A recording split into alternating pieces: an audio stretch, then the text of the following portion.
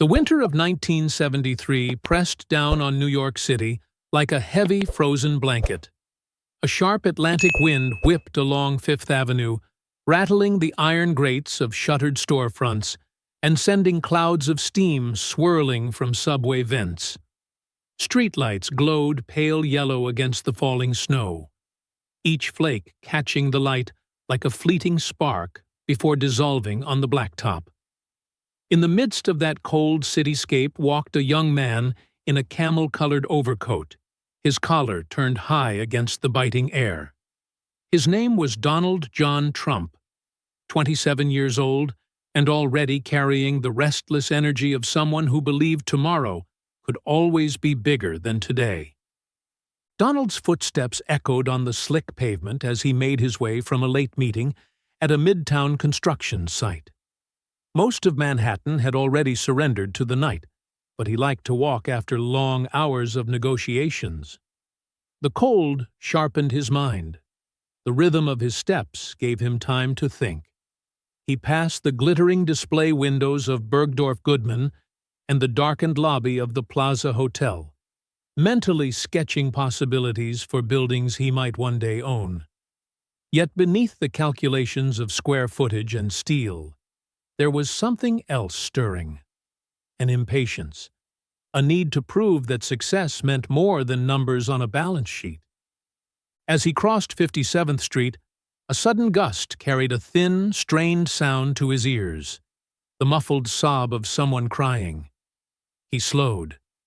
The city was full of noise, sirens, taxis, late-night laughter, but this sound pierced through the winter wind with raw, human clarity. Donald scanned the sidewalk and noticed a small figure huddled in the recessed doorway of a closed bookstore.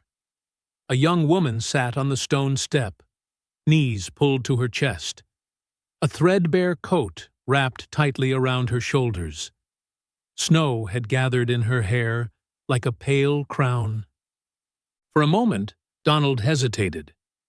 New York taught people to keep moving, to mind their own business, but something about the way she clutched a worn leather satchel, as though it held the last fragile pieces of her life, made him step closer. "Hey," he said gently, his voice carrying over the wind. "Are you all right?" The woman startled and looked up. Her eyes, startlingly blue even in the dim light, were swollen from tears. "I'm fine," she said quickly, though her trembling hands betrayed the lie. Donald crouched to her level, careful not to startle her further. "It's freezing out here." "You'll get sick. Let me help you." She shook her head. "You can't." "No one can." Something inside him, some instinct stronger than the city's usual caution, refused to let him walk away. "My name's Donald," he said, offering a small smile. "What's yours?" A pause. "Claire," she whispered. "Claire," he repeated, as if anchoring the name in the night air. "Well, Claire, maybe I can't solve everything, but I can at least get you out of the cold. There's a diner around the corner.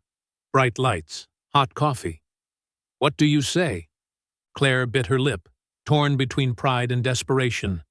The wind howled down the street like an icy reminder of her vulnerability. Finally, she gave a faint nod. Donald stood and offered his gloved hand. She hesitated again, then placed her chilled fingers in his. He helped her to her feet and guided her through the swirling snow toward the warm glow of a 24-hour diner. Inside, the air smelled of strong coffee and fresh-baked pie. A jukebox played a soft Motown ballad, the sound almost startling after the street's winter silence. They slid into a corner booth. Claire sat stiffly, as if unsure whether to trust the comfort. Donald signaled the waitress and ordered 2 coffees and a slice of apple pie. "Extra warm," he said, catching the waitress's smile. When the mugs arrived, steam rising in gentle clouds, Donald wrapped his hands around his cup and studied the young woman across from him. Her coat was worn thin at the elbows, and her satchel bulged with papers, and what looked like sheet music. She avoided his gaze, staring instead at the swirling cream in her coffee. "So," Donald said softly, "want to tell me what brought you to a bookstore doorway at midnight in the middle of a snowstorm?" Claire took a shaky breath. I came to the city to study music. Juilliard. But the scholarship fell through. My landlord changed the locks this morning because I'm behind on rent. I don't have family here. I tried to call a friend in Boston, but—" Her voice broke. "I guess I thought I could just figure something out before morning." Donald felt a surge of protectiveness, surprising even himself. He knew the brutal calculus of New York real estate, the way the city could chew up dreamers and spit them out without mercy. "That's rough," he said quietly, "but you're not alone tonight. We'll figure something out." Claire looked up, startled by the certainty in his voice. "Why would you help me? You don't even know me." Donald shrugged, a faint smile playing at the edges of his mouth. "Maybe because somebody once gave me a chance when I needed it. And maybe because I think music matters, and the world shouldn't lose a voice like yours to a landlord's lock." Her eyes filled with tears again, but this time they shone with something other than despair. Hope, fragile but unmistakable, flickered like the neon sign outside the diner window. The diner's warmth settled over them like a soft blanket. Outside, snowflakes hurled themselves against the glass, but inside there was only the clatter of dishes and the low murmur of late-night patrons. Donald watched as color slowly returned to Claire's cheeks. She was young, 20, maybe 21, but there was a quiet dignity in the way she carried herself, despite the worn coat and trembling hands. When the waitress returned with the pie, Donald slid the plate toward her. "Eat," he said. "It'll help." Claire hesitated for only a second before picking up the fork. The first bite seemed to melt the tension from her shoulders. For a few minutes, neither of them spoke. Donald let the silence stretch, sensing that Claire needed time to gather her thoughts. Finally, she said, "I don't want to be anyone's charity case. I'll find a way to pay you back." Donald leaned back, studying her. "This isn't charity," he said evenly. "It's just people helping people. That's how it should work." She looked at him, eyes narrowing slightly, as if trying to decipher his motive. "You're different," she said finally. He smiled faintly. "Different how?" "Most men would have walked past. Or worse." Donald shrugged. "Maybe I don't like walking past things that matter." Her lips curved in a tentative smile. It was small but real, like a light flickering to life in a long dark room. They talked then about music, about the city, about the tiny apartment she'd lost, and the piano she missed more than anything. Donald listened, genuinely listened, asking questions about composers and favorite pieces. Claire spoke of Chopin nocturnes and Gershwin's restless rhythms, her hands moving unconsciously as if playing invisible keys on the table. Her passion was contagious. Even Donald, whose world revolved around steel and blueprints, felt the music in her words. When the conversation finally lulled, he checked his watch. It was past 2 in the morning. "You can't go back out there," he said. "It's too cold, and the train's slow after midnight." "I can't stay here forever," she replied, though her voice lacked conviction. Donald thought for a moment. "I have a building under renovation on the west side," he said. "It's mostly empty, but there's a security office with heat and a couch. You'd be safe there for the night." Claire blinked. "You'd let me stay in one of your buildings?" "Of course. I'll call the guard. You'll have privacy and a warm place to sleep. Tomorrow we figure out something better." She looked torn between gratitude and suspicion. Why would you do that for me? Donald met her gaze steadily. Because you deserve a chance to fight another day. And because I can. Something in his tone, calm, confident, without a trace of pity, eased her doubts. She nodded slowly. Okay. Just for tonight. Donald left a generous tip on the table and led her back into the night. Snow crunched beneath their feet as they walked to the corner, where a black sedan waited. He opened the door and motioned for her to climb in. The driver, a middle-aged man in a wool cap, looked back in surprise but said nothing when Donald gave the address. The car glided through the empty streets, passing rows of darkened brownstones and glowing traffic lights. Claire stared out the window at the falling snow, her reflection ghost-like against the glass. "You really own all these buildings?" she asked quietly. "Not all," Donald said with a small grin. "Not yet." She laughed, the sound like a sudden burst of music in the hushed car. "You're ambitious." "Ambition is just another word for believing tomorrow can be bigger than today," he replied. They reached the construction site, an old hotel being converted into apartments. Donald led her through a side entrance where a security guard greeted him with a nod. The guard's eyes widened slightly at the sight of Claire, but he said nothing as Donald explained the arrangement. Inside, the warmth of the security office was almost shocking after the night air. Donald found a clean blanket in a supply closet and draped it over the couch. Claire touched the fabric as if it were made of gold. "I don't know how to thank you," she said softly. "You already have," Donald replied. "You trusted me." She hesitated, then stepped forward and hugged him. A quick, almost shy embrace that left a surprising warmth on his chest. "Good night, Donald," she whispered. "Good night, Claire. Sleep well." He left her there, safe and warm, the image of her blue eyes lingering in his mind as he stepped back into the swirling snow. The next morning dawned pale and gray, the city wrapped in a hushed blanket of fresh snow.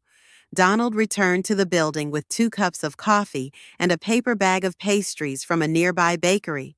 Claire sat on the couch, hair slightly mussed, but eyes brighter than the night before. "You came back," she said, a note of surprise in her voice. "I said we'd figure something out," Donald replied, handing her the coffee. "I keep my word." As she sipped the hot drink, Donald laid out a plan.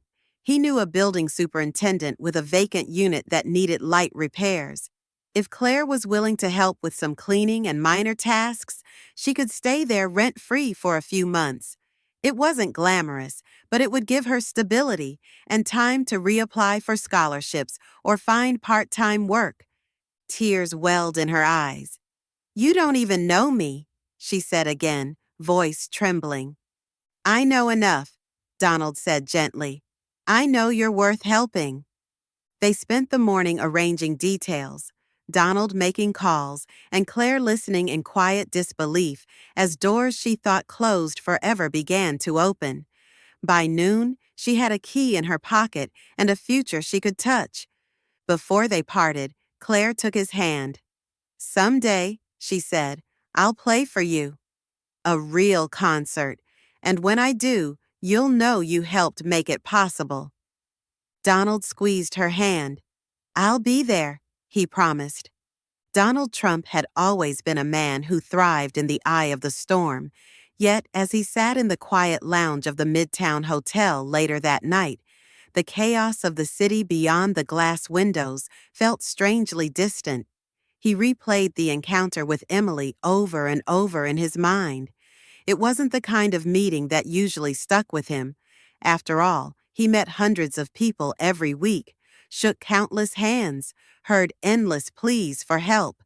But something about the girl's trembling voice, the way her eyes clung to hope even as the world around her seemed to crumble, refused to fade. It wasn't charity that drove him. Trump had never been comfortable with the idea of pity. What struck him was Emily's tenacity. He saw in her a reflection of the young man he had once been, the son of a Queens builder, hungry to prove himself to a city that didn't care who you were unless you forced it to notice. He remembered the long nights in his father's office, poring over blueprints, figuring out how to make the numbers work when the margins were razor thin. He remembered the sting of rejection from banks and developers who dismissed him as just another loud-mouthed kid with a dream too big for his pocket. People think success is luck, Trump murmured to himself, his reflection staring back at him in the darkened window. They don't see the nights you don't sleep. The next morning, he didn't wait for his secretary to arrange a meeting or his lawyers to draft contracts. He picked up the phone and called Emily directly, a gesture that startled her so much she nearly dropped the receiver. "Emily, it's Donald," he said, his voice brisk but warm. "I've been thinking about you. I don't want to just hand you a check. I want to build something with you."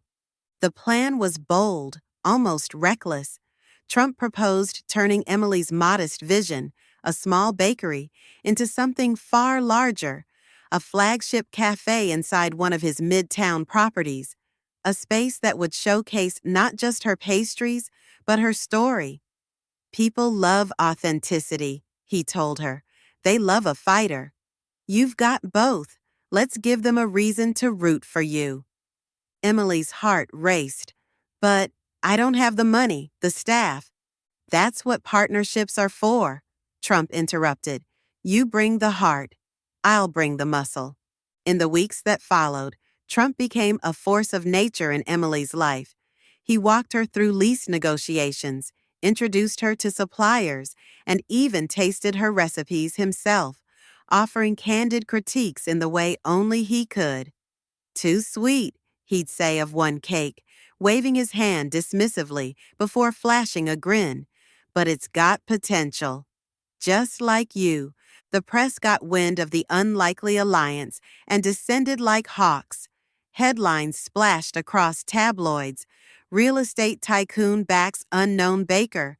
Trump bets on grit, not glamour." Pundits speculated about his motives.